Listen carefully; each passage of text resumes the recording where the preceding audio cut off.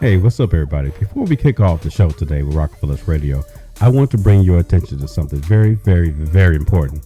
And you already know what it is. Rocksboys.com. Now, you know there's a special that's been going on, right? $14.97. I don't know how long this special is going to last, but this is the perfect time to take advantage of it. Started off at earlier this year, all right, to kick off the new year, $14.97. Know you guys would appreciate it, right? All the sexy hot boys, all the hot new content coming your way. Be sure to check it out, rocksboys.com. Click the join button, right? Put in your credit card information, totally safe. Don't worry about it. I got you covered. $14.97 to get you locked in permanently. But you got to remember, don't let your membership expire, because if you do and the price changes, well, at that point, you're just shit out of luck. Join rocksboys.com today, $14.97.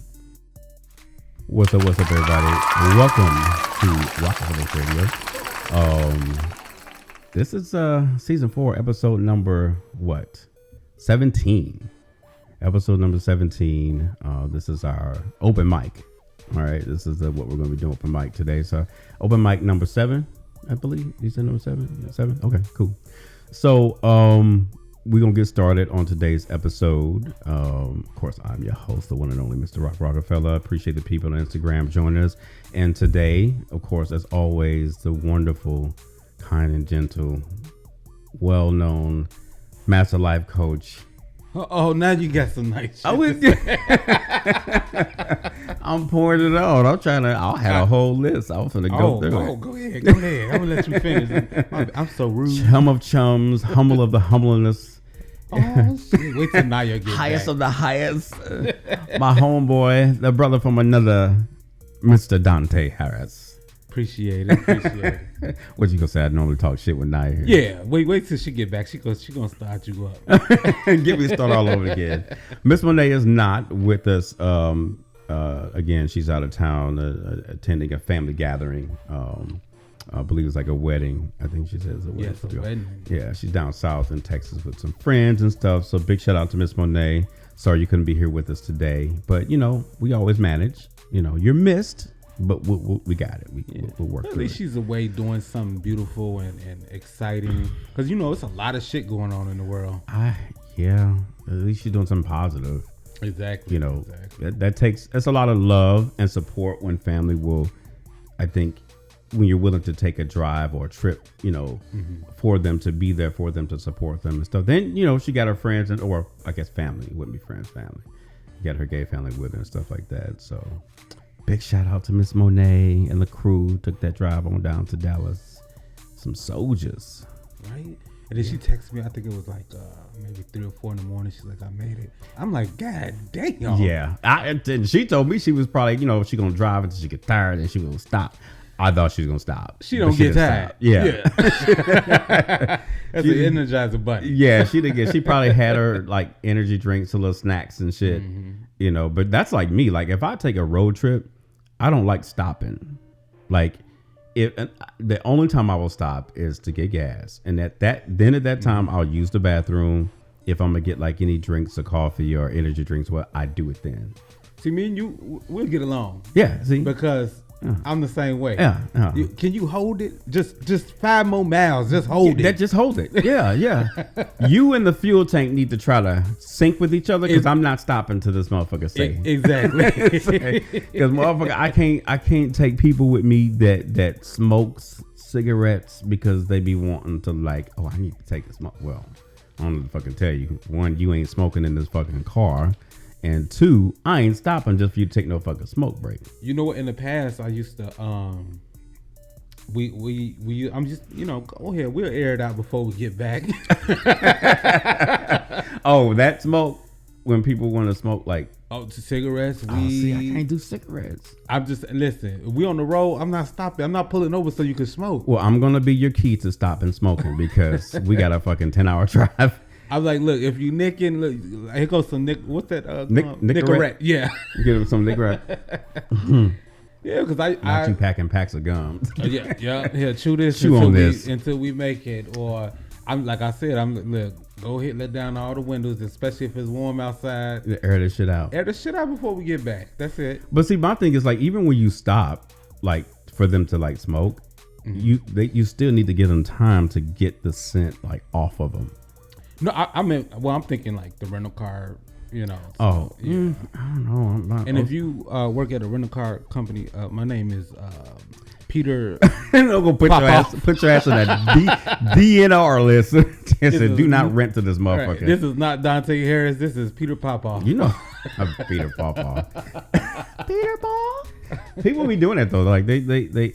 But I just can't like be around cigarette. I can tolerate somebody if they, finish smoking weed or maybe even a black. Sometimes it's just tolerable. But cigarette smoke it doesn't do that. Super Mike's picking up outside. Right. Is that a horn? Yeah. Sound like a fire truck. Red fire truck.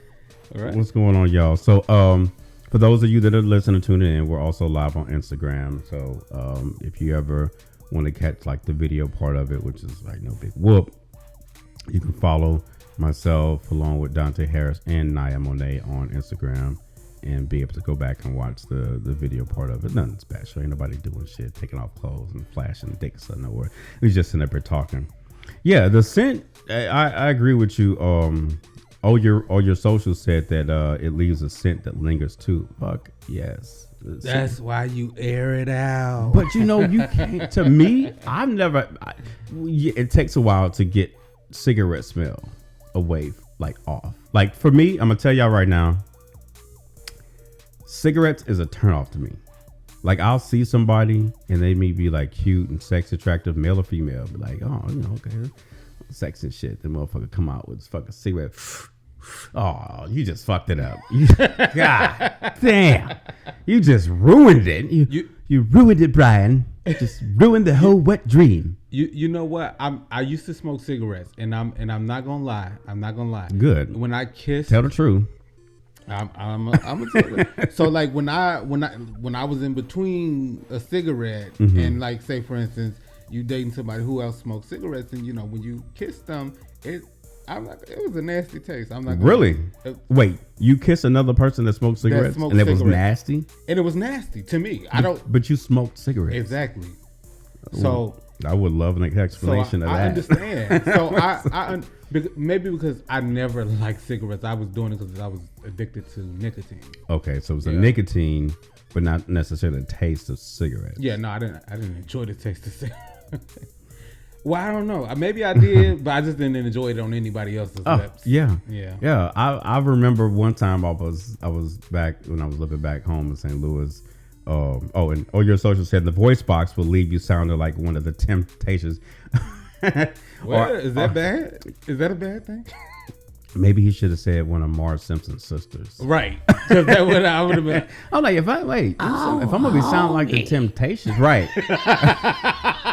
Marge, why did you marry him? Right. If you sound like the Temptations and you smoke a cigarette, then maybe I need to start smoking cigarettes. They made a lot of money. They did. I mean, hope it wasn't from smoking cigarettes. But if you're a woman sounding like Blue, then I get what he's saying. Yeah. Bang, bang. Now that you put all those fucking cigarette commercials, like what would happen if you smoked cigarettes and shit, and the woman that had the like problem with her throat and the hole in her throat and shit. And this happened to me because I smoked cigarettes. That one. They took our jobs. Right. Sound like Ned from fucking the South Park. Right. You shouldn't smoke cigarettes. Oh my God. So I was driving and I had pulled up to a light and girl was sitting in a car, chilling shit. She was pretty as fuck. And I looked over, I was just like, because she kept looking and, we sitting in the light, I'm looking and shit like that. And I guess she thought that shit was cute because then she popped up and popped a cigarette in her fucking mouth. I'm like, oh, you just fucked in. I'm finna run this motherfucker. I don't want this bitch looking at me no more. God damn. You fucked it up. Right? But it's crazy because when they used to advertise cigarettes, back in the 90s, early 2000s, it was always the most finest, sexiest person. Doing the advertising for it. Exactly. But Benson Hedges, cool. Newports. But you always had the fucking rednecks doing Marlboro. And Yeah. and like making it look trying to make it look cool. Newport's had the niggas in the chokehold, dog. They still got the niggas in the chokehold. Right? Like, let it the fuck go. No, and then the other thing with cigarettes, even more so now, because, well, back in the day, if somebody asks, well, first of all, I'm not supporting no habits, okay? Don't get me wrong, but if a person, like, hey, do you mind buying a pack of cigarettes? I mean, back then they were like super fucking cheap. Okay, sure. $2, $3, $4. Now a pack of cigarettes, I think it's like, what, $20? What year was that? Everybody know my age. This was like back in the 80s and shit. Oh, okay. The 80s, 90s, not even in the 90s, the cigarettes were pretty cheap. Yeah. I think they're like 20 now. I think. Well, the last time that I checked, like in the city of Chicago, I think it was like 20 or close to 20. Like now. I don't know how much it is. Now, when I was buying cigarettes, people, it wasn't in Chicago. It was like Florida or Missouri. It was cheap. Yeah, you know what? Because what's crazy is that even in Aurora, which is like maybe 45 minutes outside of Chicago, when I used to live out there and I was buying cigarettes, I think that was like for a pack maybe like $6. And what does a carton run now? Like $50? Oh, shit, Essentially, I don't smoke. That's like when motherfuckers ask, like, "Oh, I'm trying to get a pack of cigarettes." You trying to get a pack of cigarettes? Ain't your phone bill due? Listen, You sit up asking for shit. It's crazy. The addiction is real. Man, you look, y'all. You do what you do. What's up, Domino Star? You do what you do. You smoke your cigarettes. I'm not trying to knock you, but at the same time, it sounds like another fucking bill. Because it was as a former smoker, I will tell you it was. Let me tell you something. Did you include that in your budget when you like doing your budget shit? Like you like, okay, yeah. Cable, Hulu, for the week, Netflix, yep. Cigarettes, Newport 100. Now listen, it was real bad for a motherfucker who really was addicted, who can smoke a pack a day. Now it took. I know a few. That was insane to me. It took me like a week to smoke a pack, depending on how stressed I was and if I was going out. Because when you drinking, you want to smoke more. I don't know why. Yeah, you just got to get that cigarette when you drinking. But for me, a pack lasted me a week, so I would put that in my budget. Let me see. Phone bill due this week. Internet bill due. Let's not forget the 2 packs of cigarettes. You would really put that down? Yeah, it was in my budget. Yeah, it was in my budget. Oh my God. Like I can only imagine a person that smokes cigarettes, how they would like lose it if they couldn't get the cigarettes, like be on edge. Like isn't like coffee like a substitute? Or that doesn't quite do it? No, but the two together was very enjoyable. That's also crackhead shit. You said the two. You said no, but the two together was great. Oh yeah. So coffee and cigarettes. Coffee and cigarettes. A Pepsi and a cigarette. Oh yeah, I can't. My mom did that. Bless her soul. I used to always wonder, and as a child, you can't report her. Unfortunately, she's no longer with us. When I was a kid, she used to ask to light the cigarette because I always used to want to light the cigarette because I thought it was like, oh, this is cool. I'm like, let me light the cigarette for you, Mom. So I light it. I'm like, this shit tastes nasty as fuck. Mm-hmm. So I never understood the craving that people had or understood it. I think that's normal in like black families because when I was a kid, my auntie would do the same thing. Actually, light a cigarette for her? Yeah, she'd go to the kitchen, light a cigarette for me, and bring it back. So she would have us do it. Now, mind you, we lived in the house with my great grandmother. My great grandmother couldn't stand the smell of cigarettes. Yeah. So my auntie knew what she was doing. Purposely trying to piss off Grams. Well, no, she wouldn't get in trouble because if she said, "What is that I smell?" My auntie can't get in trouble because she ain't light the cigarette. You lit it. Exactly. Did she say anything to you like when you would light a cigarette? No, you know what's crazy? Because I think after a while, like if it's not too heavy, she wouldn't say too much. But my auntie was smoking her room, which was in the front of the house, and my great grandmother's bedroom was in the back of the house. Oh yeah, I'm listening to. I was just showing y'all what I was drinking with my juice. Tres Generaciones. It's delicious. It's almost gone, so it wasn't all on me. Mind you, doing the. It was Cam and Sergio. Oh, because when Cam was visiting and saw that bottle over there, then especially when I was going, like they were sitting up drinking shit. I come back and be like 2 glasses, empty shot glasses sitting up there. I'm like, okay, they've been sitting up here fucking up my damn tequila.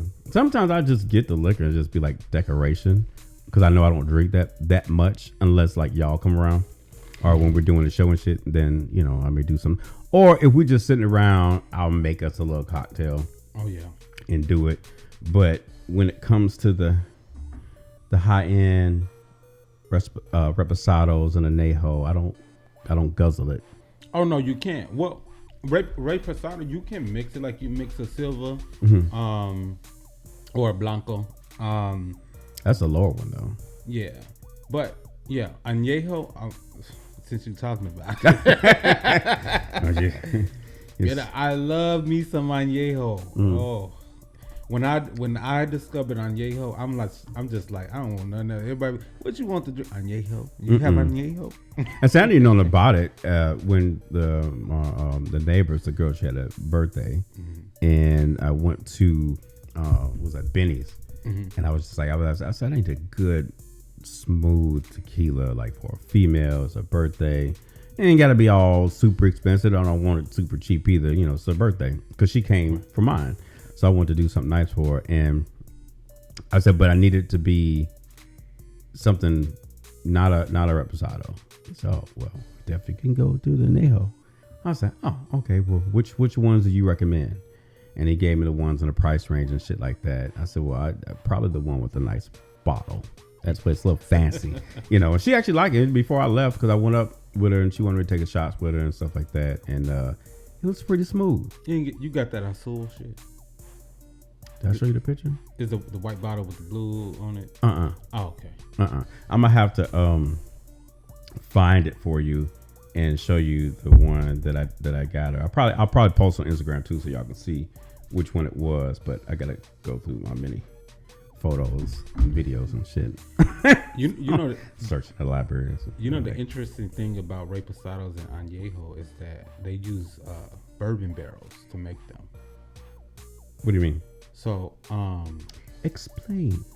So you know how when you making bourbon has to rest in like these wooden barrels. So all the flavors that they use for that one, I'm sorry. Okay. Oh, okay, yeah, I heard of that. Yeah. It's what's that? Herradura? Close enough. I'm a poster for y'all to see, but that's the one that I got. My neighbor, you see Dante simply trying to fuck me because I pronounce it wrong. It's okay. No. It's all right. Don't care. I bought it and gave it to her. She was happy. I mean, listen, that's a good bottle. But yeah, so bourbon, when they use certain flavors and stuff in bourbon, like it depends on who made the bourbon and what flavors is going to be in that barrel. That makes it. Yeah. So like sometimes because that was like 100 proof. It aged for a long time. That was an añejo. That's an añejo. Oh yeah. So yeah, it was. Let me see. Yep, 100%. Yep, it's super strong. So for reposado, reposado first starts off as a blanco, where they all start clear, and then for reposado they let it sit in the bourbon barrel they rest in the bourbon barrel. For like a month or a couple months, and that's why they call it reposado. No, añejo, which you've already said is age, which means that it's been sitting in that barrel for like a couple of years, right? And so that's why you got your añejo, which is darker, and then reposado is like a little not as dark as añejo. Yeah. Look at you with the education on tequila. Oh yeah, I had to look up into I got into tequila culture for a little bit. Find out you're gonna start your own distillery. You know what? What's his name? John Basil. John Basil. Fucking, I still ain't fucking with his ass. I had my handful with that one. But yeah, she enjoyed it. I'm gonna have to check in with her probably next week to see if she still got the bottle, unless they pick, because they like to party, like to turn up. Yeah, so that's probably gone. How long ago was that? 2 weeks maybe. Oh, well, it depends on how hard they party. The college kids. Oh, that bottle gone. Yeah, and it's 3 girls. It's 3 girls, and then the other girl, her boyfriend. So it's 4 of them. Oh wow! But the girls be turning up all the time, especially on the weekends. So moving on. There, I'm gonna try to do this without. I want to get, because I'm trying to think if I ever had this happen. No, I have not had this happen, and I think we may have talked about it before. So, what would you do? And I definitely would love to hear from some of my people on Instagram. You take out the time in your life to travel somewhere and put together a plan, an event for someone you call your best friend. And no, I'm not talking about because she did no shit like this. This is somebody else. So this is not about my best friends or any of my friends. I'm just wanting to kind of give y'all the scenario and get your feedback on it and talk about it a little bit. So you know, take time out of your day, money in your pocket to travel to another city, and you know, expenses, probably things you probably shouldn't be doing right at the moment because you got other things you got going on right now and trying to get done. But you say, hey, this is my best friend. You know, I'm gonna do this. I'm gonna be there for my best friend. I want to help them out. I want to do something special for them. So I'm gonna take the time out of my life, not my day, but my days to do something special for them, right? And then you know, you do it. You make the moves and actions. You know, things are going good, right? Mm-hmm. Then one night, you and your friend, right, are putting together something for your best friend, and maybe two other friends join in. All right, so technically it should be just y'all, but your best friend brings their partner or their lover or their wife. Right now, these are all just friends. Nobody else is bringing in a significant other except for your best friend, who the party is for. Okay. Now, it wouldn't even say a party. It's just more like a kind of like a birthday dinner or a gathering, but it's still about your best friend's birthday. You're doing this all for them. I already got questions. Okay, hold them questions. Hold the questions. Okay. So they bring, and I'm trust me, I know that I'm going to witch on this. So I just want to set the stage and then come back to it. So they bring their partner along for this little gathering. All right. And then after that, some shit happens. You're trying to figure out what the fuck is going on. You know, and hey, you should be enjoying yourself. Why are you letting this person get to you? While that time, your best friend's getting an attitude with you because of what they're dealing with this other person. When you say the best friend's getting an attitude with you. The best friend who the party is for, or the one that threw the party? No, the best friend that the party is for. Okay, got an attitude. Okay. So we'll give the best friend name Jacob. We'll call the best friend Jacob. So okay. Jacob is getting an attitude with you because Jacob and Jingleheimer Schmidt got into it. Okay. Which is the boyfriend. We're going to call the boyfriend Jingleheimer Schmidt. Okay. And John is you. Okay. So John Jacob Jingleheimer Schmidt. Okay. His name was my name too. Okay. So Jacob is getting into it with Jingleheimer Schmidt, right? Mm-hmm. While y'all are sitting in the restaurant with your other friend, Takesha, and her two friends, you know, Nene and Kiki, right? Okay. Got to give some type of context so y'all can follow along. So they all just chilling. Nene and Kiki are just chilling with Keisha and talking to you, John, trying to make sure you had a good time. But Jacob and Jingleheimer Schmidt are like really getting into it in the restaurant, and people are looking, right? So they get up, go outside. Right. Okay. Mind you, people have already ordered drinks and food and shit, so the bill's already up, right? Right. So they already charge you for your food and your drinks. So you go outside, and I may not be telling the story exactly like verbatim, but just to give you the gist of it, right? So you go outside and be like, hey, you know, Jacob, you need to, are y'all gonna come back in or what? Because the tab is coming to the table. You know, at least we'll get the car from him so he can pay his part, you can pay yours, and then we'll take care of ours. Right. Because, you know, y'all ran up a nice little bill. And then, you know, Jacob is popping off at you. You're supposed to be his best friend, but he popping off at you because he's getting into it with this person who came from out of another city to come and, you know, party with y'all, which we'll get to that. So they leave. Jacob gets in his car, he leaves. Jingleheimer Schmidt gets into an Uber and he leaves.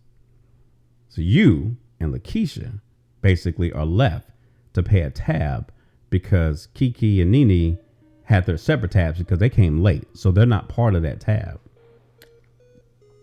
Mind you, your best friend left you in a restaurant with another good friend of yours for y'all two to pay the tab of $600 plus. Right? And then you don't hear from this person after that. But they have an attitude with you, basically. Either they blocked you or they're not responding. Nonetheless, it looks like they kind of walked out. And me, when I heard, I'm thinking like, okay, this shit sound like it was set up. But that leaves speculations left because you're not telling me, they're not telling you. Let me stick to the script. They're not telling you what's going on. They're not giving you any information. So, okay, we're going to leave. We'll send you the money through Cash App or Apple Pay so you can take care of it. None of that was done. They just ditched you and Lakeisha to handle the bill. And you didn't hear from them. So the restaurant told y'all that we going to call the police and y'all need to pay this tab. However you need to do it. Need to be done. Ain't no coming in the back washing dishes to try to work it off. We got people for that. Y'all need to pay this fucking tab. Y'all do it, but the damage is done. How would you handle that situation with Jacob? Well, if I set it up, I would have been prepared to pay for Jacob because it's Jacob's birthday. Mm-hmm. So I would have been prepared for that. Mm-hmm. Now, what a discrepancy would have. But this, okay, let me go back. It was after his birthday. This was just a gathering. It wasn't something that you said you were going to pay for because everybody, you were trusting that, hey, we can all put on the same tab. Mm-hmm. Everybody going to pay their part. So you've already done the original birthday dinner, like on his actual birthday. Oh. You did that. This is something separate or y'all just kind of getting together. Oh. Yeah, just hanging out. Oh, then yeah, we got a problem. Mm-hmm. I would have been blowing this. I need my money. Yeah. I would have showed up at his house. Oh. Hey, friend. How you doing? You good? You feeling good? How your mama doing? Mm-hmm. You got that money from last week? No, you got that money from yesterday. Oh, right. That part. Last night. Exactly. That part. Because if we best friends, why do I have to hunt you down for something that, first of all, let's back it up. Why did you bring that nigga with you anyway? That part. Because it's not a disrespect thing, and maybe he did want to come spend some time with you, but you should have explained to him, like, look, my best friend's in town. I didn't say that you were coming. I don't want there to be any problem. Because a lot of times, I mean, especially if if I knew that you had problems with this nigga before, right, I would have been like, if you bring him, I'm not coming. Because y'all got into it last time we all hung out and you felt some kind of way. I don't know what it was, insecure or whatever the fucking issue was, but old boy caused a problem and he didn't try to resolve it and neither did you. And it caused an issue. Yeah. Okay. That's okay. I was sitting there cracking up because I told him I was going to talk about it. Okay. I'm like, I just put two together. Yeah. Okay. So my thing is, and then you follow up with the individual because, and the good point was made was like your best friend hit you up, right? Jacob calls you and be like, because you reached out to him and the boyfriend be like, can you send me such and such dollars to go toward this tab? Mm-hmm. And then your best friend asks you like, well, why you only asked me for such and such, but you asked them for such and such. First of all, I'm your best friend. So I may be willing to only ask you for fucking $80 instead of $180 because you're my fucking best friend. You should be thankful. You should be grateful that I'm asking for the full amount. But this motherfucker, I don't know him. And even if I do know him, that ain't my best friend. Nigga, I need the whole tab that you owed. You drank and ate $180 worth of food. I need my bag. Run me my fucking money. Exactly. You know what I'm saying? So don't be concerned the fact and me asking your dude for the full amount doesn't mean anything or that I'm trying to hit him. No, that should mean more or less than that. No, motherfucker, you owe me $180. Send me my fucking money. In my opinion, the boyfriend shouldn't have been there because I'm real big on this because I'm friends with my cousins, right? Mm-hmm. And so, they might listen to us. I don't know. You're going to feel some type of way. I don't give a fuck. And listen, check me later. He ain't drinking, so it's the truth. Right? It ain't the liquor talking. The liquor don't do nothing but bring up what's already there. Oh, so, But, yeah, so, You know, so if we plan a cousin's day, right? Because I got a million cousins. If we plan a cousin day and you show up with your, I'm that rude motherfucker. Who the fuck is that? Whose son is that? Right. Who? Hello. He said, I didn't know he was on the family tree. right. Oh no, this is my. I don't give a fuck. This cousin's day, he gotta go. And the same thing with friends. If we planning a friend's outing, okay, who friend is that? Right. That's your friend in the bedroom. He gotta go. Right. That ain't my friend. Why are you bringing unknown motherfuckers to an event that they weren't invited to? Exactly. Is that your friend? I'm gonna turn to some other friends. Is that your friend? Do you know that nigga? I don't know him. He got to go. And see, that would have been a flag for me, because then I would have been like, okay, so he's. Then we need to do separate tabs. The minute that I seen the motherfucker walk up, we need to do separate tabs, because I don't want to be bothered with the bullshit. You know what I'm saying? Especially, and I'm not on phone because, you know, he has a big heart, and I just, you know, use an example, but the person had to go through that situation as a big heart, and they were willing to do what they did to you know, do something special for the friend, for the best friend, you know. And I just think that it goes back to a conversation that we had, that sometimes I think people lose touch with what a best friend is and what your job as a best friend is supposed to be and what you're supposed to do. And there are things that you're not supposed to do. That's like me showing up somewhere at an event, you know what I'm saying, with my guy that was not invited. You know what I'm saying? Then I need to follow, hey, is it cool if my guy comes with me? I'm not really mad if you say no. I'm like, okay, babe, well, you can't go, because. But see, that's class. Yeah, that's class, to ask permission of the group before you make that decision. Because then, when you just bring somebody, you forcing people to deal with somebody energy, you know, that they wasn't prepared to deal with. And that's my whole thing with my cousins. Like, if we having cousins, I know my cousins. We talk shit. We gonna talk shit all goddamn night long. We're gonna talk about the waitress. Exactly. We're gonna talk about the waitress. We're gonna talk about the manager, and we're gonna maybe talk about some family members who wait in the mix. Yeah. And so when you bring that extra component, it throws off the dynamics of the group. Yeah. You know what I'm saying? And so, and then especially when I'm the type of, if I'm not expecting somebody to be in the room, my energy is off. It's thrown off. Yeah, because. And it's not like you're afraid to say the shit that you're going to say. It's just like, damn, the dynamics it's kind of fucked up. Exactly. I had a whole thing planned out of how I was going to do this shit. Now my attention probably going to be directed at this motherfucker. I don't know. Like, who is this nigga? Exactly. Who is you? Now I'm going to start digging in your business. And this happened recently. We went to someone's house and, you know, this little get together. And when I walked in, I wasn't expecting to see a certain, you know, and so you know, the energy that I gave, I didn't even mean to give off that type of energy, because that was, but it was unexpected. It was unexpected. Exactly. I didn't know. I didn't know. So it kind of threw me off.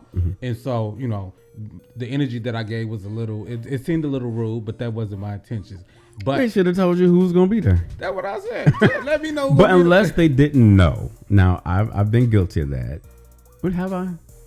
Before I put myself out there, no, I take that back. You always. I typically know who's gonna be somewhere. Now, I don't know when certain people show up, or even I don't have like gas in my house. But when people show up, I didn't know. Like, I like to know when you're bringing somebody with you, like, so that way I can be prepared. Is that it? Did, like, if you're throwing a big party, I expect for you not to say, oh, this person, that person, right? But when you say it's gonna be a smaller gathering, when you say smaller gathering, just, you know, just a couple friends, you know, when you say that, you've already set the tone for me. So I'm like, okay, it's a chill, right? You know, a little atmosphere. But you get there, and then get there, and then whoa. And I get it. It's your shit, so you don't have to tell me who's gonna be there, but. You know who I fuck with and who I don't fuck with most of the time. So I'm kind of like you. I kind of want. That's why I don't go to a lot of gatherings, because 9 times out of 10 I'm going to assume that a person I don't deal with or fuck with, or we just don't have good energy. I don't want to be around it.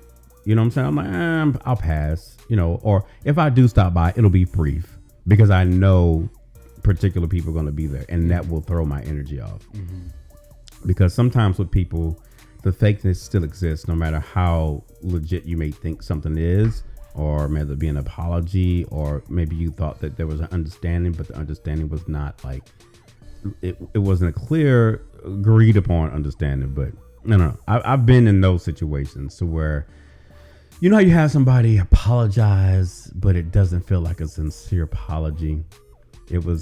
Sometimes it could come off as if maybe it was a little forced, or someone had their like finger in the pot stirring it, like you should go talk or should have a conversation with this person. Like if you come to me, I don't want it to be to where you were coerced or a suggestion to you.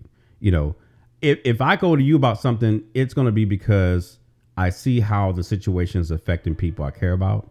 So I'm going to take it upon myself. Like, no, let me try to fix this and get to the bottom of the situation. I'm always going to be the bigger man, but I don't want if there is an issue, I don't want it to be misunderstood as to why there's an issue. Right. And then I'm going to tell you caused this. This is why we don't fuck with each other.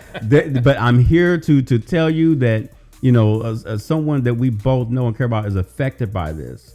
So I want to try to see if we can rectify this and be like, hey, I ain't got no issue. You ain't got no issue. Let's move on. But in the end, but that whole situation with the birthday dinner and the person coming involved, and then as the person that you're in a relationship with, because you have to be able to be some type of referee between your best friend and your boyfriend. You know what I'm saying? Like those are two different entities. You can't put them in the same boat and deal with them the same. You have to treat your partner different than how you treat your best friend, but you still have to respect them both. But you also have to make sure that there's respect given. So if you know that I'm throwing an event for you, and the last time that your partner was around, there was a problem with y'all together. It wasn't us. It was you and them. You and your boyfriend was getting into fights and arguments and shit. Don't bring your little pound puppy with you. Not pound puppy. Leave that motherfucker at home. You can love him and he can show you all the love and attention when you get home. But if it's just you, your best friend, and their friend, that's odd as fuck. Right. He not housebroken. Okay. Put him on a fucking, what is that, invisible fence. Right. And put the little leash lock on him. Put a muzzle on his motherfucking ass. Yeah, he needs some training, goddamn. Shit. Hit the buzzer and shock his ass. Be like, okay, you need to do. You know what because I have friends that, you know, their partners weren't very sociable, and or if they got bothered by the certain dynamics that was going on in the group that they wasn't, you know, accustomed to, and it bothered them. What I appreciate is when they sit there, you can tell they angry or upset, but they sit there quiet. I love that. You read the face, you can tell. Oh, this nigga is mad. Now, stop talking about that dick she had 2 weeks ago. I mean, 2 years ago. Shit. Freudian slip. Change the conversation. Right. And then you ask like, what's wrong with you? No, I listen. Well, he shouldn't have been here. So at this point, I don't give a shit. That's when we leave, I'm like, hey, you good? You know, but in the midst of us enjoying ourselves, you ask a question. Absolutely not. Let him sit in that corner upset. He shouldn't have been here. Maybe he's trying to draw that attention to want somebody to be like, wait, I'm sorry. Is this the part where I look at you and act like I give a fuck? And that be the problem when you bring your partner to a friend's gathering. I don't do it unless I know that we're all invited, or like you said, like I'll be like, hey, is it okay if such come? Yeah, and you know, and it's cool too. Like if your partner is a part of the friends dynamic, because I have groups of friends where, you know, there's like maybe like 3 or maybe 4 couples in this friends group. But each partner is a part of that friend group. So I feel like that's cool, right? Yeah. Because they're a part of that. They know, but you know, or if you have a partner who is very outgoing and very sociable, that's cool too, because then they're going to add to the dynamics. Right. But if you're going to be upset because they talking about, you know, her ex-boyfriend 5 boyfriends ago that, you know, but they really enjoyed that part. Like, you can't be upset if that conversation happens in that friends group. Yeah. And you kind of put yourself in that position. Exactly. You probably shouldn't have came. Exactly. You know, because those friends are going to talk about shit. And don't be that one that those friends don't like. Exactly. Because you know, there are a group of friends that may not like your partner. Like, we don't like the person that you date, but we tolerate it because that's who you love. So and I'm petty. If I don't like them, I'm definitely bringing up the ex. yeah, What happened to Chris? You remember Chris, don't you? they'd be like, "Why would you do that, Chris. I don't know, Chris who? That was my favorite. I like Chris. What happened with you and Chris? I'm gonna bring all that shit up in front of Yeah, you are petty. But you know, I've never had that. Well, did I do that? It's so sad. I had to think about that ever. But it wasn't intentional. I brought up somebody's name because I've had people do that shit to me. But see, here's the thing. I get along with pretty much majority of my exes. So it's never a problem. So yeah, I know. We still good. Matter of fact, we talked yesterday. They're coming in town. You know, guess what? They're staying in my place. You know what I'm saying? So it's just like, motherfucker would never catch me with my fucking pants down. You know, because that, you know, to try to be messy and shit. Yeah, try that shit with some other motherfucker. But you're also not the type to show up without asking someone if something's okay. You're respectful. Oh, like, yeah. you know, you know if you got a you dating somebody who's ratchet, you gonna, hey. Yeah, like, and I bring such and such with me, and they'll be like, "Oh no," I said, "Oh, okay." I just wanted to check. Right. You know what I'm saying? Or if I get invited somewhere, because you ever been set up before? Set up? What you mean? Like set up, like they invite you to something knowing that a particular person you don't like is going to be there. I feel like that happened at that. I wasn't asking that to say insinuate that you were set up, but I feel like that happened because remember the speech that the person who was hosting gave in the middle of the event, right? Like, oh, you know, we need to let go. Oh yeah. Yeah. So I'm like, I'm playing this shit, nigga. You set me the fuck up, but it's cool because it wasn't a setup for me. Because however you thought the evening was gonna go, it didn't go that way. I didn't know honestly myself either when I walked in. I didn't even look in the direction. And it didn't dawn on me until I saw some people get a move around. I'm like, wait, what? Who here? You know, so I was actually shocked. You know, I set people up though. I'm not gonna lie, I do it. Especially if you've been friends with somebody for 10 years. Yeah, hell yeah, I'm setting you up. And I'm in the middle of y'all friendship. I'm setting you up because y'all need to talk. You will designate the conversation when it takes place. Absolutely. And you know what? That's probably was karma. That was probably karma. That's what that was. That was karma. Oh, got you back. Yeah, but that's okay. So you saw it coming. No, I didn't. Yeah, I wasn't expecting it. But you you weren't gonna go at first. You're right. I wasn't because I was talking to you about it. He's like, I don't know. I'm just kind of sitting around, which is the same thing that happened the night that I asked you about going to the club because you weren't sure if you wanted to go. Oh yeah. On that Tuesday. Oh yeah. And then we showed up and boom. But you know, it was cool. It was cool. That night was, yeah, kind of, sort of. Yeah, I'm back doing my little wave. You know. You know how because you've been out the past few times a lot lately. Mm-hmm. So I haven't. But I was like, wait, Dante was out? He was like, yeah. I said, wow. Oh yeah, I ran into Sergio at the pageant. Yeah. So you got a little lit and a little drunk. No, I wasn't even drunk. A little tipsy. Let me tell you something. Speaking of pageants, we supposed to have been talking about our review from the cowboy pageant. Oh, I'm glad you brought that up. Oh, yeah, we're gonna definitely do that before the end of the show. Yeah, go ahead and finish that, and then we'll get on that. Okay. Yeah. I don't even know what I was talking about. Let's just get into it. You're lying. I think you just want to get into it. So, for me, attending the pageant that went down here in Chicago at Charlie's was like my second pageant that I attended.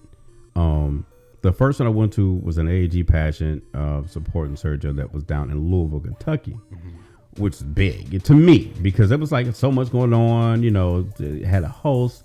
Had a nice panel of well-known judges and stuff like that. Everybody was dressed up and you know looking to do the thing. And I still don't quite have a grasp of like how the scoring and shit goes, but I have a visual understanding. I see what I see, and there were a lot of other good performers and contestants there too. I wanted to I guess add a little clarity to it. So this was a bar pageant. Okay. Yes, a bar pageant, which is different from. Like a full production pageant. But a pageant's a pageant. Absolutely. Because they had these categories excuse me, they had these categories, you know, talent, swimwear, presentation, evening wear, and that was another one, Q&A. Oh yeah. Mm-hmm. So we sitting here watching these people, and I don't discredit anybody. Everybody was putting in their everybody was putting in what they thought was their all into each category. And there were some of the guys that were doing it was like, wow, this is some good stuff. Mm-hmm. You know, some of them had dancers that had a whole choreographed thing that they were doing. But I don't think, in my personal opinion, that the judges were really looking into the specifics and the details of those categories. I'm going to tell you right now, there were 5 judges. Mm-hmm. Only 2 of them were black. Yes, that was very true. I had already saw the setup. Yeah. Well, I knew the setup when I saw where the damn pageant was going to be at. Oh. fucking Charlie's. Well, yeah, but also Charlie's was known to be predominantly white. Mm-hmm. And there wasn't, what was it, like one white contestant? Maybe. Yeah. Yeah. Barely. So, yeah. Yeah. Yeah. And I don't think he got anything. Right. So the judges panel, like I said, Mm-hmm. 2 blacks and 3 Latinos. And I'm going to tell you is that when I saw the contestants, all of them, aside from my guy that was been part of it, I already knew who was going to win. And now, I don't get me wrong, I had faith and hope that, you know, my guy would be, you know, either an alternate or maybe the top winner just because of his experience and being in pageants and knowing what's required and what's needed and how you're supposed to do things and how you're supposed to talk to the judges, how you're supposed to present yourself to the audience. But what I saw, I was shocked when it did the swim where people was walking out, they were dancing, they was like shaking their ass, cheeking twerk. I'm like, is that allowed? Maybe at a bar At pageant. a bar, I get the bar bar pageant. So I had to kind of step back and like, okay, so this is like ghetto type shit. So twerking and shaking your ass cheeks is okay, but I know doing the AAG, you couldn't do that kind of shit. That's just like when you wearing certain things, your shit can't be like protruding and showing. You couldn't, you had to fix your dick to make sure it just wasn't just all out there. You know what I'm saying? Because that's not what it's about. You know, it's about the pageant, the creativity, the talent, you know, the talking of the contestants and how they present themselves. How are you going to represent this particular establishment? If that's the way they want people to be, but I knew when I saw that guy come out, I'm like, this is going to be some bullshit. Wait, which one? Hector. That's the one that used to perform the performance of a fantasy. Wait, was he the one playing the piano for his No. talent? That long ass piano solo thing. Hey, is this a concert or what the fuck is happening here? This one guy did the piano thing, bless his soul. He was sitting up playing it. He played, and then I was like, isn't there a time limit on the fucking talent? Right. And he did like 5 fucking songs. 5 Alicia Keys songs at that. I was like, fuck. No vocals. When is this shit gonna be over? And then he was wanting the crowd sing along if you know the tune. And then like nobody was just like, eh. And people were actually like, damn, is this? Because by the time that they can figure out what song he was playing, and then they did start singing, He was going into another one. he went into another song. Exactly. Then the one guy that didn't give a shit how his hair looked.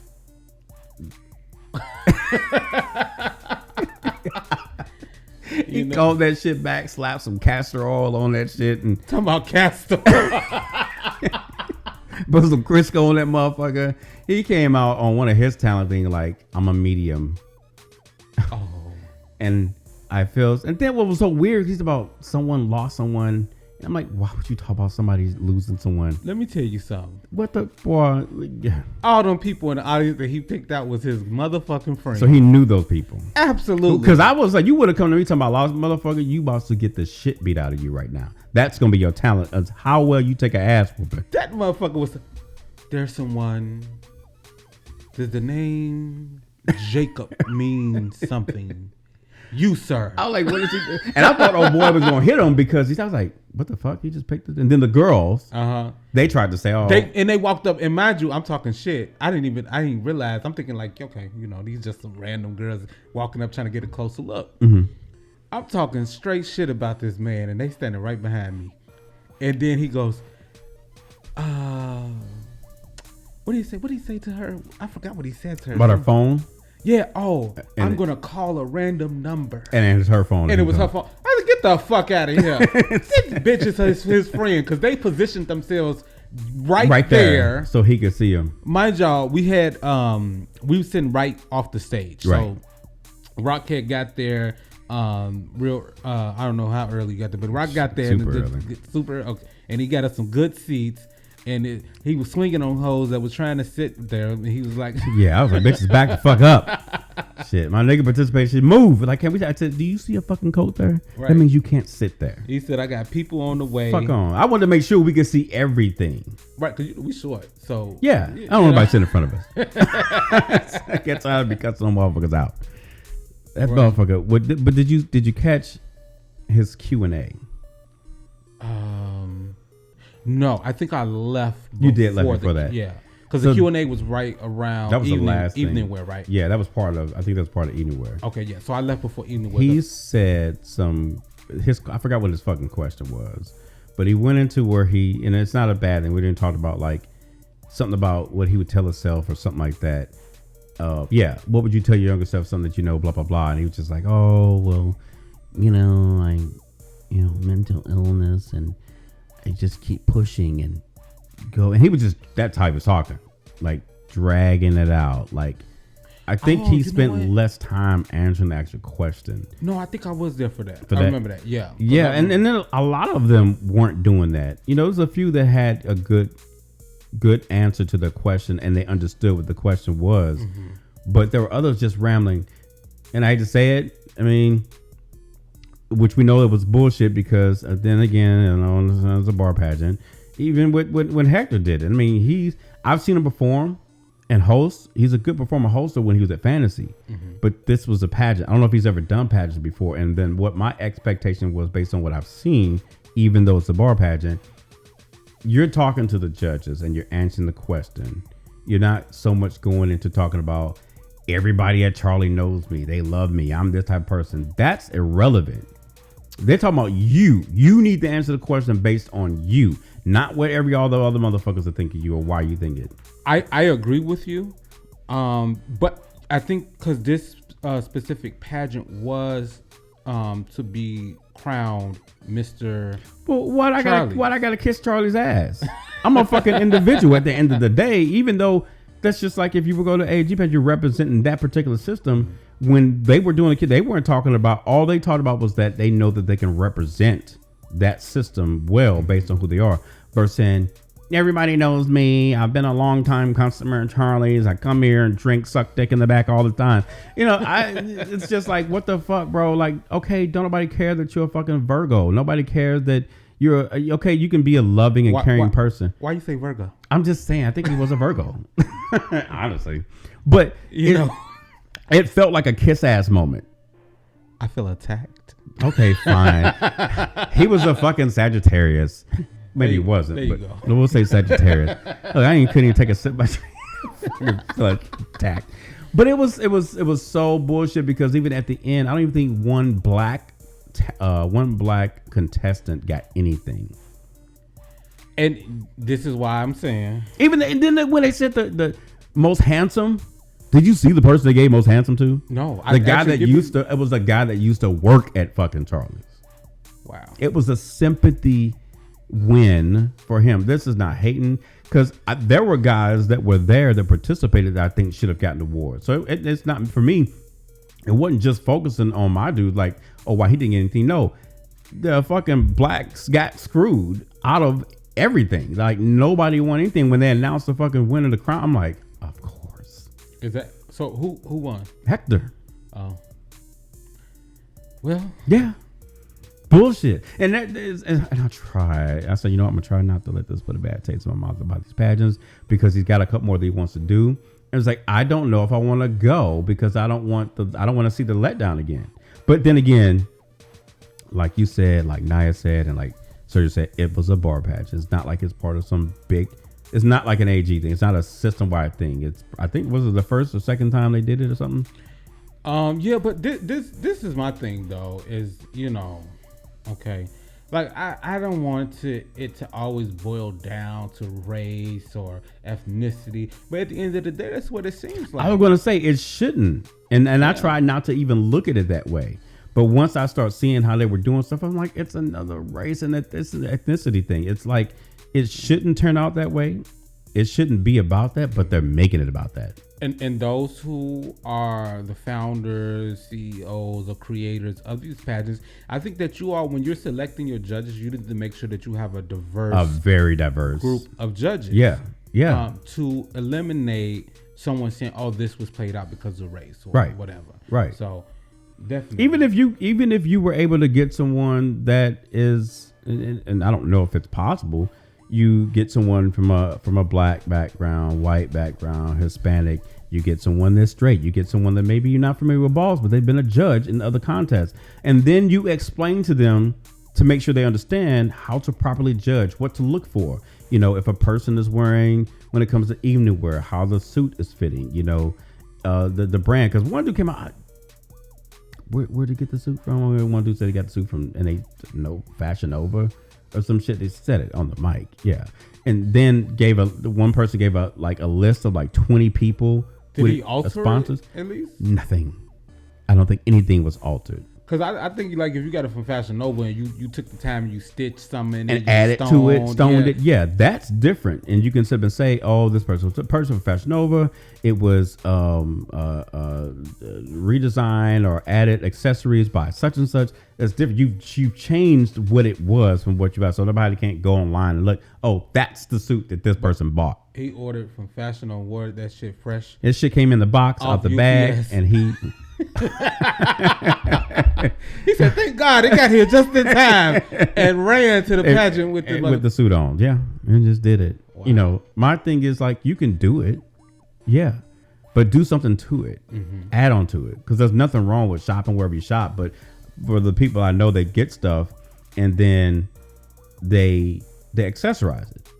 They do some stitching to it, or they add color to it, they put feathers or something. I don't know, but I know some kind of alteration. It's an alteration that doesn't look like where people can easily find that fucking suit on, whether it be Fashion Nova or Macy's or some shit. They can't easily go out and find out where the fuck that was. But yes, I think the politics of ethnicity and racial background, from what I've seen in these past two pageants, plays a big role. Because even then at the AG, the contestant that won, that got crowned that night, he had been trying to win for 6 years and kept going back and back and back. But then they just gave it to him. Right, and I still feel like that was politics. That was a sympathy win. That was a sympathy win.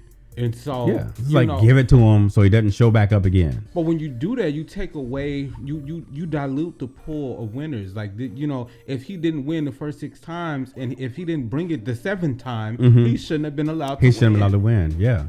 And when, especially when you have other people that are shocked besides me, like, wait, what? And then even the contestant, he's like, he knew that he shouldn't have won. That should tell you something right there, because he was beaten each time, and this was all realness. Sergio should have done, because that's why they gave him first alternate. You know what I think they need to start doing at these pageants? What's that? For your the people who don't win, put together y'all scorecards, right, and speak to them, coach them, let them know this is the reason why you did not, you didn't win, or you didn't place up for alternate or whatever. This happened. The conversation happened with a couple of judges because one of the judges misscored on the card of that particular pageant. Yeah, they either they didn't put a score down or they put the wrong score down. And then they were like, well, I know I can recall he was asking them, because I remember the phone call. It was just like, oh, well, you put this down, such and such. What was it that you docked me for? What was it? Or that you can't dock on this particular thing? Like, oh, well, you didn't come out. Like, yeah, he did walk to the end of the stage. We have that's why I record all the time. And then when we went back and look at the video footage, I'm like, there he is walking to the stage, talking to the judges. There was some bias. Yeah. They tried to dock for whatever they could. but it was so hard to do it. Because even then, I think the person that owns or either the runner of the AG thing went back with like, we're gonna, or his promoter, he's like, we're gonna look into it, find out what's going on, which is why he's able to go to the nationals and do it again, which I think is a strong possibility that which I know the package is going to be well put together. He has a possibility of winning because now since that sympathy win is out the way. If he shows up at national, like you're not getting anything, right? Exactly. You know that your time to shine, as good as the job you tried to, that was given to you. You're welcome. Okay. You want to come and show up and show your face? Yeah. Good luck at nationals because that's not happening. We're not going to repeat because I think if they do that same shit at nationals, that's going to be a big problem. And then that's when there's going to be, the culture wars are going to start coming out and even though it already exists, it's going to be more, I think, verbalized, especially for me. Because I'm going to talk about this shit because it looks bad when you got somebody on the outside looking in and giving opinions on it. Like, what the fuck are y'all doing? Exactly. Because I didn't know shit about a pageant. My family used to put me in kiddie pageants when I was a kid. So, yeah. So, what? Yeah. What'd you do? Did you wear little suits and tuxedos and shit? Yes, absolutely. What? Did you do a little song and dance a little? Yes, absolutely. What song did you do? Listen, that was a long time ago. Let's see a little Dante dancing around on the stage. But I don't, obviously like it wasn't a full on pageant, and so so now and then it was at like our family reunions, so it would be other families there, and because all the family reunions come together, and so they planned it right. So but we was all groups of black people, so it was never this his skin too dark or or whatever, none of that, right? So like I said, if y'all listening, all right, CEOs, founders, creators of these pageantry systems, just make sure you got a diverse group of judges. Yeah, I agree. I think I agree. I mean, you made a good point. I think that would probably make me feel a little bit better and not so skeptic about just how they, because that's the first thing I look at, right? And then if you notice at Charlie's, the three judges, they were kind of talking with each other. They were very standoffish from the two black ones. Yeah, the two black ones were having conversations with themselves, and then the three Latino judges were talking with each other, and so I don't know if they influenced each other's vote, but I do know that one of the Latino judges is frequently at Charlie's. So if Hector is the one that won and he is an ex-employee of Charlie's, I'm just saying, I know they want somebody who is going to envision what it means to be Mr. Charlie's, and that's cool. That may have played a part in it as well. But if the winner was influenced because of their ethnic background, I feel like that's unfair. I mean, what if you had someone, and I'm pretty sure that if it's not already done, it's already in the works, where there was a pageant and the only ones that are able to participate are African Americans. You can only be black and be participating in this pageant, because then it would feel left out. But what if it wasn't like that, but it was open to those, and then the only winners would be black? Then they would probably say the same thing. But I feel that we wouldn't look at it like that, because when we look at things, we look at actual talent and how your each category should be scored based on what they really are, not because of the fact of look past the color of the skin. Exactly. You should be looking at their clothes in the first place. Exactly. Did they meet the requirements of the category? Yeah. And if they excelled at the requirements of the category, their presentation was fucking phenomenal. The talent was fucking off the charts. And really, I wouldn't even, if I was judging, I would be going based off the reaction of the crowd. Because at the end of the day, like, yeah, I'm a judge, but I'm just one person. So a lot of things will go into that. Like, did they wow me? Sure, we'll take that into accountability. But if I really wanted to be fair, I'm gonna be looking around. Oh, the crowd loves this person. Right. So, and sure, somebody might have more friends there than the next. Hey, that's on you. You should have made sure your people was Yeah, out. have to show up. Yeah. Exactly. And still within that, making sure that you score for it, because if you operate the way that the Masked Singer does, then you have no choice but to judge them properly, because you don't know who's under the mask. Exactly. So if you come into these pageants, you have a masked pageant where everybody had to wear a mask that covered up their face or their head, then and still wear the outfit, then you're only left to be able to judge the outfit or their talent or their evening wear, the swimwear. You wouldn't be able to see the person's face. You wouldn't be able to see the color, but swimwear, that would probably have to come out. So no part of your body can be really exposed, you know what I'm saying? But it shouldn't have to get down to the point where you're covering up who you are.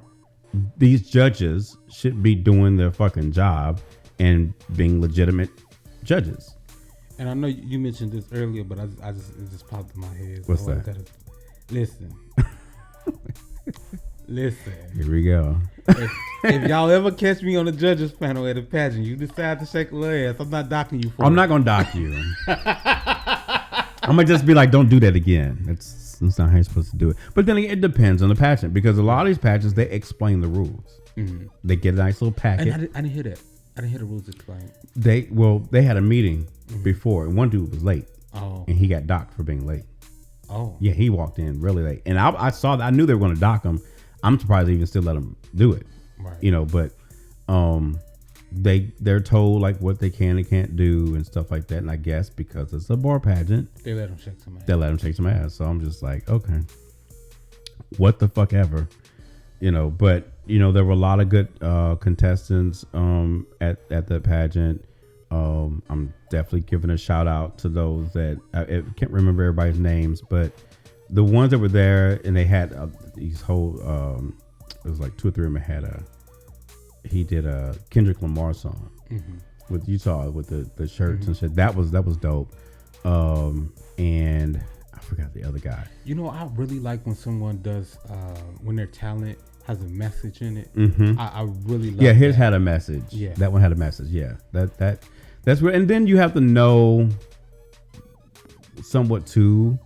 If you're a person that gets into messages, you kind of say, okay, there's something in that song. Because there was someone else did some. I forget what was it. The white guy? I don't know. He did something. Maybe I'm thinking of another pageant. I don't know. But yes, when the songs like that, it, of course, has a message. It's always good. I'm thinking back to the AG pageant when the dude that won, he came out in his little Superman underwear, and it was crazy. He like some shit from the WWE. I thought he was gonna come down the ring and start wrestling or some shit. He looked so, and then he was singing. But no, I wasn't talking. I wanted to clear. So I wasn't. So yeah, the song is cool, but what I meant was like his backup dancers turned around on his shirts. They all had messages. Oh, you saw the name, Yeah. Michael Brown and Breonna Taylor. All that stuff. Yeah, that was dope. Now even again a bar pageant. But do you think that even with something like that it's too influential, or if it's a way to kind of push the judges to look towards you because you're using these particular names of people to kind of draw attention towards you? No, because I think that when you have a platform and maybe I'm biased because you know I work in community and do a lot of community activism work, so maybe I'm biased, but I think that when you have a platform and you take that opportunity and you take that, you know, because it is a risk, you take a risk, right? Doing your you know contest, and then you showcase a message. I find it beautiful. I know you wasn't at the Windy City Trans Visibility pageant, but it happened there as well. And I do want to say, like, I just love when contestants take the opportunity to just showcase. Did that happen at that one? Someone did that at the one you went at the Trans Visibility? There was a couple people who actually put on full-on productions and actually took an opportunity to showcase a message. Well, of course, you know, the whole pageant was about trans visibility. So... but yeah, some individuals were just performing just to perform, right? But and I think that's the thing, is that when you get into these contests and people are so focused on just winning, they tend to forget that there should still be a message delivered, right? And because people need to raise their awareness, especially when you're at a pageant like that, at Charlie's Bar pageant, right? The business should be, all businesses I think need to be held accountable for the things that's going on in the world, not necessarily like, oh, you're responsible because black people are being killed. But just putting out a message, or allowing people to come there and get the message out as far as what's going on. Absolutely. Yeah. Because I think that too, it helps people remain aware of what's going on outside of the venue. You come in here, have a good time, and turn up and shit, but remember the shit that's going on in the real world. Like when you leave here after having a good time, that this shit is still going on. Absolutely. This shit's still going on. Like, for instance, right? We're going to Chick-fil-A. They love y'all faggot ass dollars. But they do not like y'all. Yeah. Okay? But, and it's the same thing. It's like, don't just take black dollars. Don't just take trans dollars. Like, actually, if, you know, most of your patrons are black or most of your patrons are trans, like, take part in the issues that is affecting those communities. Right. And even if you're not proactive, at least allow them the platform or space to address those things that are affecting them. Yeah. Exactly. But it's like, do they care? That's the thing. And if they don't care, y'all stop going. Better take your ass. Stop spending y'all money. Take your ass to Popeyes and get the chicken sandwich from there. I'm trying to tell you, stop spending y'all money where they don't like y'all asses. I mean, wasn't there like back in the day that same thing with, was it Tommy Hilfiger? Yeah. He said he didn't make his clothes for black people. Exactly. But we're the ones that's bringing you the most money because blacks were buying this shit. And sporting Hilfiger and who clothing. the big was Aaliyah. Sported Tommy Hilfiger like a motherfucker. Like she was a fucking sponsor. I don't know if she was or not, but she was sporting the hell out of that shit. Exactly. And I was just like, and then even what is that? I don't recall the specifics, but they were talking about like even with Nautica, because and I don't. If the word was put out like supposedly it was a slave ship or something, and people didn't know that the Nautica symbol or the way the heat that person that created Nautica was also like not really like for black people or didn't make their clothing for black people. I don't know 100%. I had to look it up and get that back to y'all on the next episode because I don't remember. But there was some hearsay. Truth be told, none of the shit was ever created for. They never, except for the black designers, right? But a lot of shit wasn't. Like, let's just be honest. A lot of shit was not created or made for us, or and. But when hip hop and black culture became this big thing, like a lot of people in hip hop were just sporting shit because it's just like, oh, I got enough money to buy this shit, so I'm gonna rock it, right? And so then it became more popular, right? And then they had to mass produce shit, and so then it's like a lot of shit became a part of black culture because you had black hip hop artists and actors and just black people in with platforms rocking this shit and influencing people. Yeah. So then it became a thing, right? So a lot of it was never meant for us. Yeah, and we just grabbed onto it and just went for what we know. Like, oh, this looks good. Gucci, Prada, all that shit because of the name, the brand, how much it costs. You can say, oh, I bought this, pay for this. 9 out of 10. Motherfuckers ain't got authentic shit. But hey, whatever makes you sleep well at night.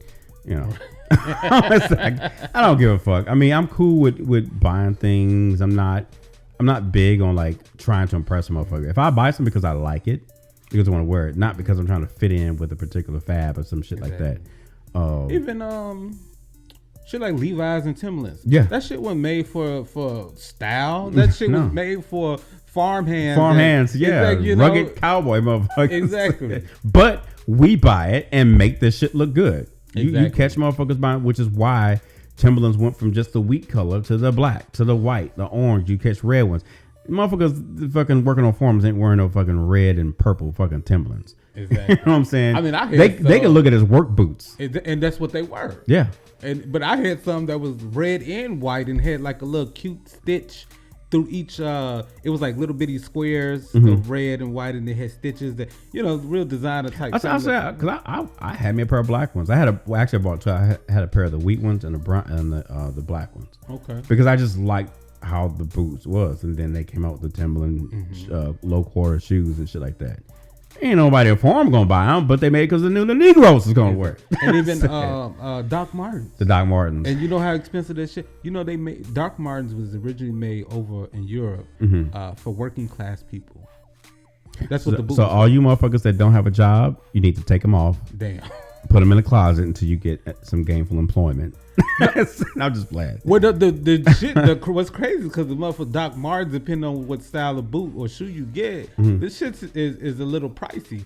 But it's not the same over here. Or like it was made for like people who are on their feet all day, working in factories and shit. Or comfortability, I guess. Exactly, because they on their feet all day. Now we took that shit, which was made as a working man's shoe, just like Timberland, right? And we rock it for style. Yeah, let's go good with these jeans, right? Like that, or depending on who's wearing them, get them some little high thigh cut shorts, and then what's that? Wait, same. Well, the high ones, don't they have them high fucking boots? Yeah, those were the well, Doc Martens got some high, like almost like thigh high. Really? Yeah.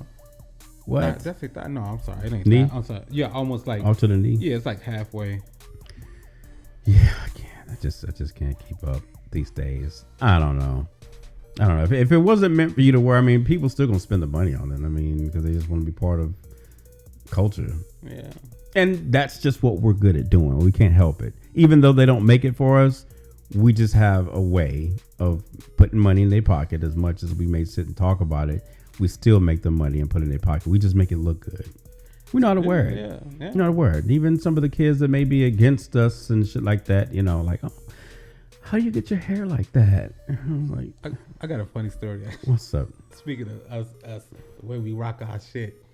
I was at work. I used to work at O'Hare. Everybody at O'Hare wears uniforms. Right. So I don't know what happened, but I had a supervisor stop. Are you in uniform? Well, she had to ask you that? Yeah, I said, don't this shit say the company name? Mm-hmm. And what's the way you wearing it? I guess. I said the way I'm wearing my shirt was tucked in. What was it? I don't want to say that now. I ain't. Well, no, I mean, what was it? What kind of was it? A hoodie? Was it a button down? No, it was a polo, a gray button down, and blue slacks. And she was confused if you was. But see, I wouldn't got. See, they don't give out hat. I would have got me a hat that was the same color as the slacks, because the company color was gray at the time, was gray and blue, and then we wear like a little safety vest over it.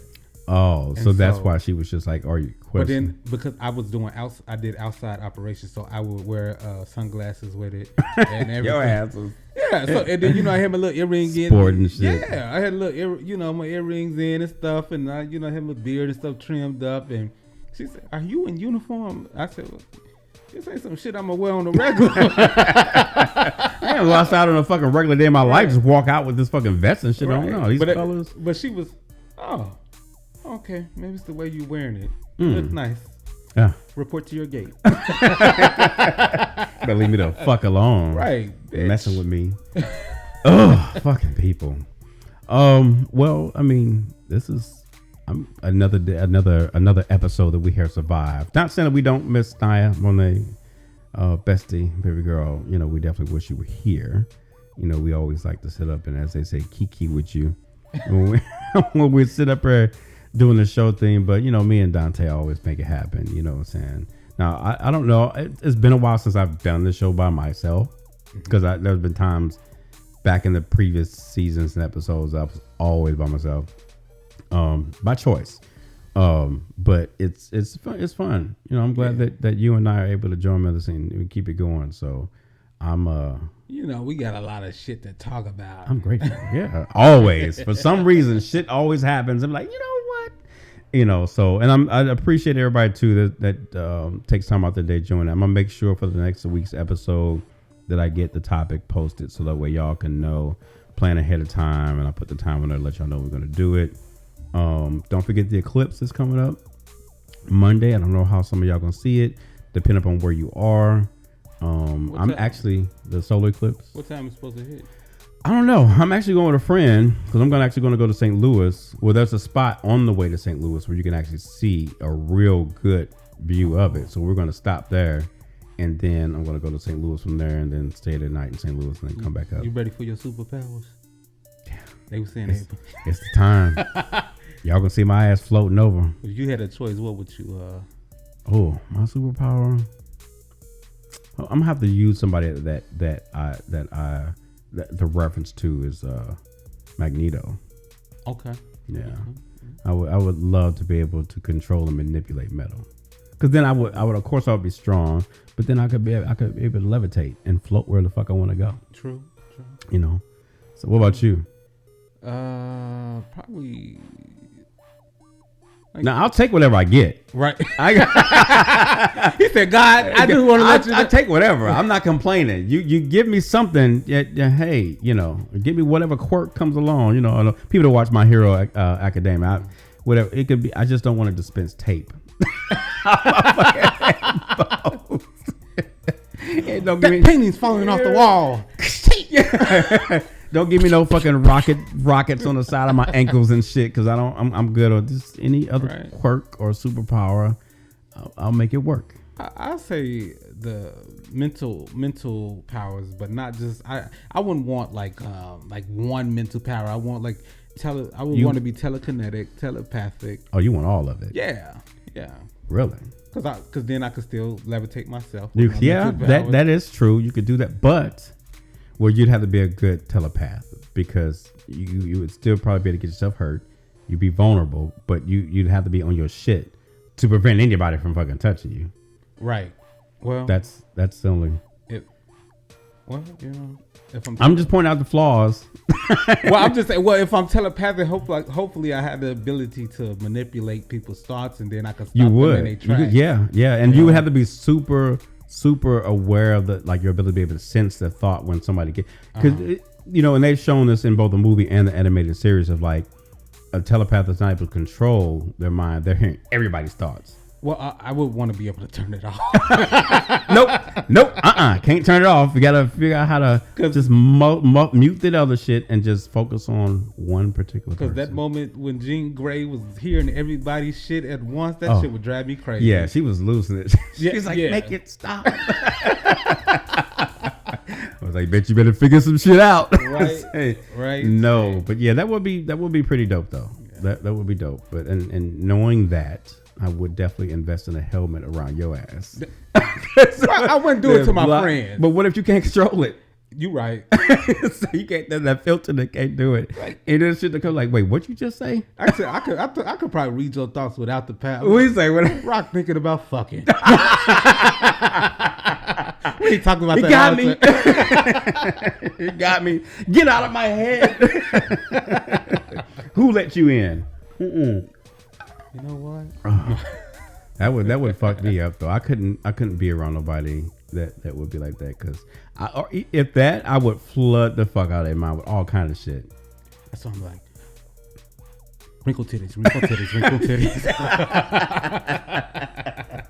I would probably. I'm not gonna say it, but I would think the most disgusting thing. Absolutely. To just they'd be like, "Oh my god, why?" I said, "What the fuck are you doing in my head?" Exactly. What's wrong? Why you frowning up like? You just look at it and be like, "You nasty." That morning shit. It was a huge turd. Then I turn around and looked in the toilet and be like, damn, that came out. And I would put that image in my head. And I was just focused on motherfucker. You feel that? You see that coming to you? Was that corn? Yeah. Get out of my fucking head, bitch. Fucking around with y'all. All right. So we're going to go ahead and bring our open mic number 7 to an end. I appreciate everybody on Instagram joining in. And then all the other listeners that's continuously tuning in to Rockefellers Radio. Be sure you follow, like, and subscribe to the Rockefellers Radio channel on YouTube. If you missed the episode in the beginning, you can always go back, listen to the previous episodes as well on any platform that you like to listen to your favorite podcast, which hopefully mine is one of them.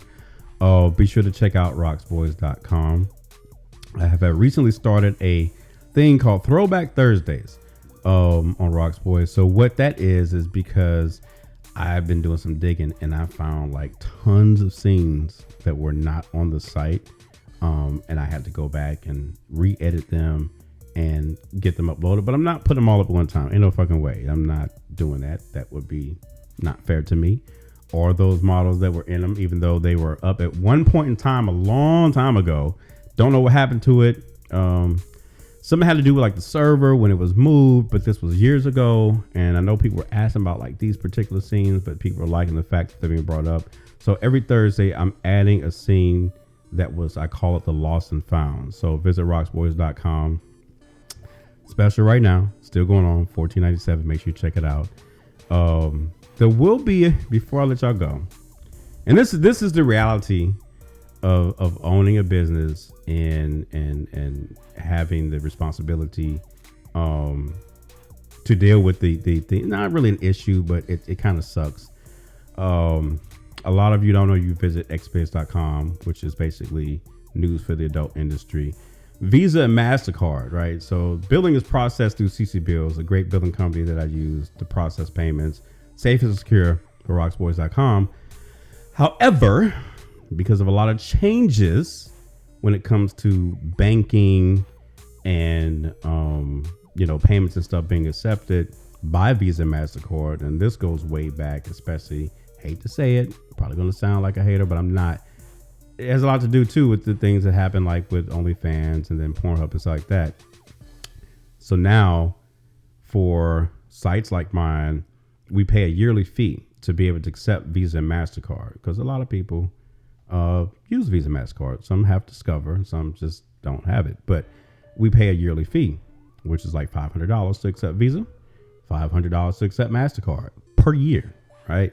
But because of the changes that they're doing, now they're going to be charging us, I think it's between $1,000 to $1,200 per card. So now each year there's going to be a $2,000 to $2,400 fee that I will have to pay to be able to continue to accept Visa and MasterCard for rocksboys.com. Now, I'm not saying that taking the side, no, the site's going to keep going, but of course prices are going to have to change, and sometimes those are required to be able to continue doing what we're doing. It's not going to be a huge hike. I'm good to do whatever and not worry about like a huge inflation of price, at least until the end of the year, beginning of the year. But if you guys do see a slight increase, that's what it's there for me to be able to continue providing y'all some good hot content. I still need to be fair to myself and to the company to be able to allow that to happen and to cover those expenses. You know what I'm saying? So business and company first, satisfaction later. So to keep that going, just be on the lookout. I'll make sure I send an email to everyone first. If you sign up for the email list, you'll be updated. You get normally when there's a new scene, you'll get an email. If there's any changes to the site, you'll get an email. If you're not on the email blast list, inbox me with your email address and I'll get you added to the email list. So that way you can stay up to date on like when we add new scenes, the Throwback Thursdays, and any changes when it comes to pricing. So hope y'all understand. I'm a real businessman. That's how things work. I'm not, I don't survive off OnlyFans. Okay. I have to, do my own thing. But again, the Rockefellers and Rocks Boys is where it is today because of y'all. So we want to keep that going. But again, appreciate Mr. Dante Harris being here and helping Rockefellers Radio be what it is today. Sorry that Miss Monet is not here. We'll catch her next week. Hopefully she'll be back Tuesday. She said, we'll see. Yeah. I ain't gonna hold my breath. I don't say that in a mean way, but she likes to drill you about not coming out. So we'll drill her about not showing up on the show. It's the second time. Exactly. Thanks y'all for tuning in. We appreciate you so much. For those of you that can't see us, we are giving you the deuces.